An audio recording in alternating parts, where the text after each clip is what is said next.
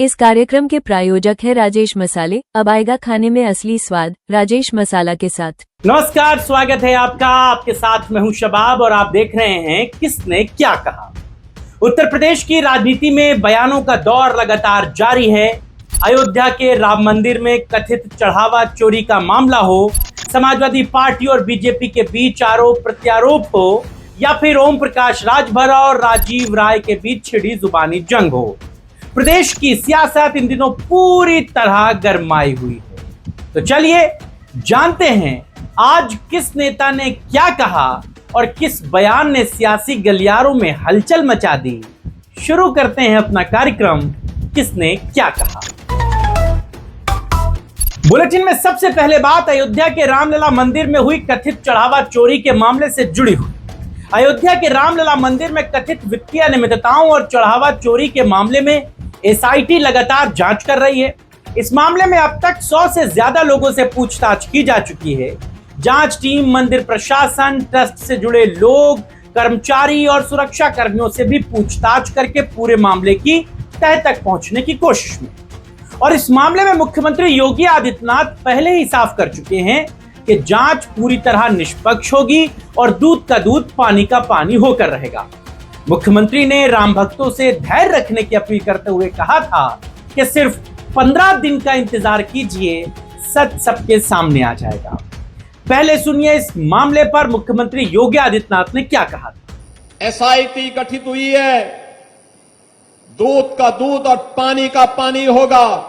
मेरी सभी संबंधित से यही अपील होगी, एसआईटी की रिपोर्ट आने तक कोई बयानबाजी कतई न करें, क्योंकि बीच बीच में जब बयानबाजी होती है तो वह जांच को प्रभावित करती है। जांच चलने दें। जांच के बाद किसी पक्ष को कोई बात कहनी होगी, एसआईटी उसके लिए तैयार होगी, लेकिन अनावश्यक रूप से चरित्र हनन का प्रयास न करें। अनावश्यक रूप से अयोध्या धाम को बदनाम करने का कुत्सित प्रयास न करें। अगर कोई अपराधी है और कोई भी होगा, बचेगा नहीं, यह सुनिश्चित है। हालांकि मुख्यमंत्री के इस बयान के बाद भी सियासत थमती नजर नहीं आ रही। समाजवादी पार्टी के राष्ट्रीय अध्यक्ष और पूर्व मुख्यमंत्री अखिलेश यादव लगातार सरकार पर हमलावर बने हुए हैं। अपने लोकसभा क्षेत्र पहुंचे अखिलेश यादव ने कहा कि मर्यादा पुरुषोत्तम भगवान राम के लिए श्रद्धालु जो चढ़ावा चढ़ाकर जाते थे, अब सुनने में आ रहा है कि उसमें बड़े पैमाने पर घोटाला हुआ है। सरकार को मजबूरी में एसआईटी गठित करनी पड़ी, लेकिन सवाल यह है कि एसआईटी की एसआईटी कौन करेगा। अखिलेश यादव ने जांच की निष्पक्षता पर भी सवाल खड़े किए। आइए आपको सुनाते हैं अखिलेश यादव ने और क्या कुछ कहा। मर्यादा पुरुषोत्तम राम, उसके लिए जो लोग चढ़ावा चढ़ा करके जाते थे, आज सुनने में आया है बड़े पैमाने पे घोटाला हुआ है उसमें, और सरकार को मजबूरी में एसआईटी गठित करनी पड़ी। सवाल यह कि एसआईटी की एसआईटी कौन करेगा, और सीसीटीवी के फुटेज गायब होना। सीसीटीवी के फुटेज गायब होने का मतलब है कि सीसी की सही जानकारी नहीं मिलेगी। सीसीटीवी के फुटेज न होने से सीसी की सही जानकारी नहीं मिलेगी। सीसी का मतलब हुआ चढ़ावा चोरी, चंदा चोरी, और जो लोग गुप्त दान दे गए। हमारा धर्म और हमारे बहुत सारे प्रतिष्ठित लोग होते हैं जो गुप्त दान देते हैं, वो कभी जानकारी नहीं होने देना चाहते किसी को कि उन्होंने क्या दान दिया है। वो सब गायब निकला है। इतना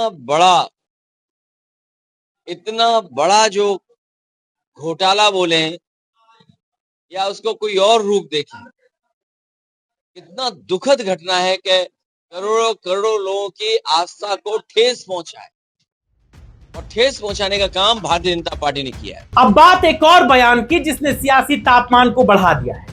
उत्तर प्रदेश सरकार में मंत्री सतीश शर्मा अपने एक विवादित बयान को लेकर चर्चा में आ गए। सतीश शर्मा ने समाजवादी पार्टी के संस्थापक और पूर्व मुख्यमंत्री मुलायम सिंह यादव को लेकर विवादित टिप्पणी करते हुए कहा कि मुलायम सिंह यादव अतीक अहमद के कुत्ते को सहलाने का काम करते थे। इतना ही नहीं, मंत्री ने यह भी कहा, मैं ये बात ऑन रिकॉर्ड बोल रहा हूं। मंत्री के इस बयान के बाद प्रदेश की राजनीति में नया बखेड़ा खड़ा हो गया है और इस पर सपा की ओर से तीखी प्रतिक्रियाएं सामने भी आ रही हैं। क्या कुछ कहा माननीय मंत्री जी ने, जरा सुन लीजिए। अतीक अहमद के कुत्ते के साथ ऑन रिकॉर्ड कर रहा हूं, कुत्ते के साथ उस समय समाजवादी पार्टी के नेता मुलायम सिंह जी उसके कुत्ते को सहलाने का काम करते थे। उस अपराधी को सजा दिलाने का काम नहीं किया।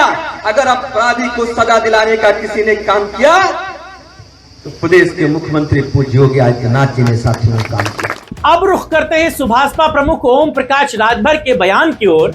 ओम प्रकाश राजभर एक बार फिर अपने नए बयान को लेकर सुर्खियों में। राजभर ने दावा किया है कि समाजवादी पार्टी में टूट होकर रहेगी और इस टूट में अगर कोई सबसे पहले नेता पार्टी छोड़ेगा तो वो है सांसद राजीव राय। ओम प्रकाश राजभर के इस बयान के बाद सियासी हलकों में बहुत सारी बातें शुरू हो रही हैं, लेकिन राजभर के इस दावे के जवाब पर भी नजर डालिएगा। पहले ओम प्रकाश राजभर क्या कह रहे हैं, जरा इसे सुन लीजिए। अब हम उनसे पूछ रहे हैं कि सांसद हो आप, अमित शाह जी से क्यों मिलते हो, आप मोदी जी से क्यों मिलते हो, आपके नेता अखिलेश जी हैं तो आप वहां क्यों जाते हो? डर से जाते हैं कि आय से अधिक संपत्ति होने के नाते सबसे पहले अगर कोई भी सपा छोड़ेगा तो ये समझ लीजिए कि राजीव राय छोड़ेंगे। सबसे पहले नंबर 1 पर यही है। लेकिन बहुत बड़ा दावा कर रहे हैं मंत्री। अरे आप देखते जाइएगा खेल ना। बात निकली थी तो दूर तलक तो जानी ही थी। समाजवादी पार्टी के सांसद राजीव राय ने पलटवार करते हुए कहा कि ओम प्रकाश राजभर ने गलत पंगा ले लिया और अब उनकी उल्टी गिनती शुरू हो चुकी है। राजीव राय ने आरोप लगाया कि ओम प्रकाश राजभर उन्हें बदनाम करने के लिए झूठी बातें फैला रहे हैं। उन्होंने यह भी कहा कि यादव समाज की जमीन कब्जाने के आरोप पूरी तरह निराधार हैं।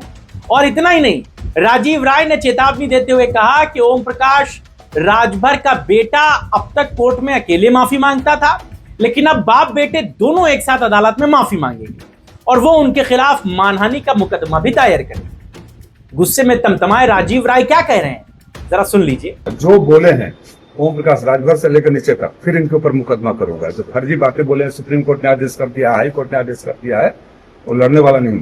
अगर कोई बोले इतना गट्स हो कि कानून को और न्यायालय को झेल जाए सबूतों के साथ, क्रिमिनल केस तो करूंगा सबके ऊपर, क्योंकि मेरे मान सम्मान से जितना यहाँ ये 300-400 फीट का रास्ता नहीं होगा, उससे ज्यादा आप लोग देखते हो यहाँ पर मरीजों को इलाज के लिए, गरीबों को दवाई और शादी और फीस से बांट देता हूँ।